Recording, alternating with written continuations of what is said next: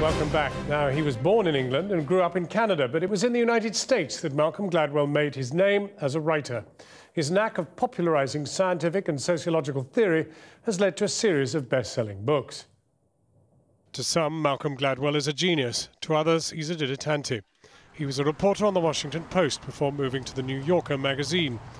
His debut book, The Tipping Point, dealt with how small actions can result in huge change. New York City's crime epidemic during the 1990s was eradicated, Gladwell argued, by minor adjustments, not a fierce crackdown. That book sold 2 million copies and was an international bestseller. Then it was on to Blink, in which he introduced quick thinkers and argued the case for trusting our first impressions. In Outliers, he looked at the Beatles and asked what makes high achievers different.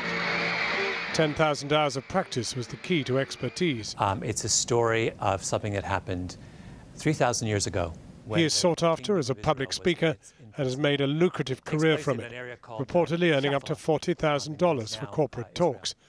Gladwell's latest book, David and Goliath, examines the struggle of underdogs versus favourites. The reason that story has obsessed me over the course of writing my book is that everything I thought I knew about that story turned out to be wrong.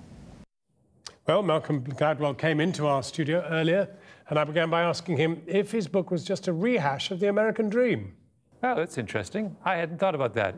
You mean as a kind of exploration of America's obsession with starting small and ending up big? 100%. I mean, that's why it began. They left here because we were big, and the small didn't get much of a look in, and they went off to America. To start over. So what's so surprising? Well, it's the theme. This book is really just an exploration of that notion about where we are confronted over and again in our lives with these stories of lopsided conflicts, right? And what I wanted to do was to look a little closer at the way in which we make sense of them. In a sense, you have it in Afghanistan and Iraq. Yeah, exactly. They both won. The small, dysfunctional countries. But what's interesting, isn't it? We relearn this lesson every time out. America learned this lesson in Vietnam, forgot it, went into Iraq thinking this is going to be a piece of cake. It wasn't. Went into Afghanistan thinking we can do what no other country has ever done in the history of Afghanistan, which is to kind of... so it's a funny... These are common sense lessons that nonetheless escape us. Well, let me take you to domestic America. Tea Party, Obama. Which one's Goliath? Which is David? Oh, Obama's the Goliath. And the Tea Party is a classic insurgency. So what the Tea Party does... But Obama's black.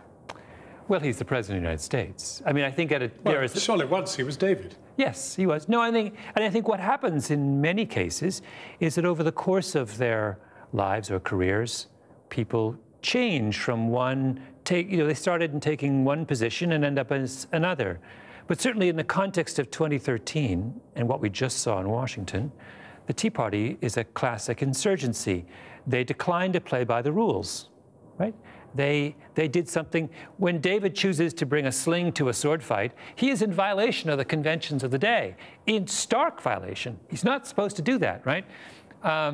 Goliath was prepared for a sword fight. In the same way the insurgency did in Washington, the Tea Party insurgency, did something outrageous. Yeah, but at the same time, actually, Goliath won in this case.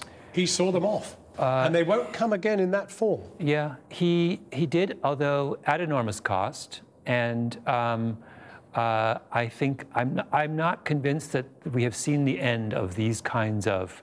I think they will find another way, the conservative Republicans, this little rump group of radical Republicans, will find another way to break the rules. What does it say about the American Goliath that it needs to tap the phone of a Spanish peasant? I think what's going on right now in America is Americans have forgotten the importance of legitimacy. That is to say, they feel that because they are the most powerful country in the world, they can run around and do as they please without respect to the formal procedures of fairness and respect. And when you're tapping people's phones who, without justification, Angela Merkel, for goodness sake, you've forgotten that fact. And the lesson of insurgent conflicts over the last many thousands of years is that if you violate those principal tenets of legitimacy, bad things will happen to you. But you said at the beginning of this interview, sometimes David or Goliath change in the course of a lifetime. Yeah. Well, is America America going to change? 200 years ago, America was a David up against. Sure, but is present-day America going to learn from Afghanistan, from Iraq, and from phone tapping? That's a very good question. I mean, the recent history of America does not suggest a great capacity from learning from their mistakes, does it? I mean, this is not a country that's terribly good at introspection. Does this apply in sport? I mean, do you accept that England is always the underdog in the World Cup? Oh, I see. Well, now you're we've gone from mildly controversial to deeply controversial issues. The last thing I'm going to do is to wade into the issue of English football. But England is, I think, nothing makes the English football fan happier than permanently thinking of themselves as the underdog. Malcolm Gladwell, thank you very much for talking to us. Thank you.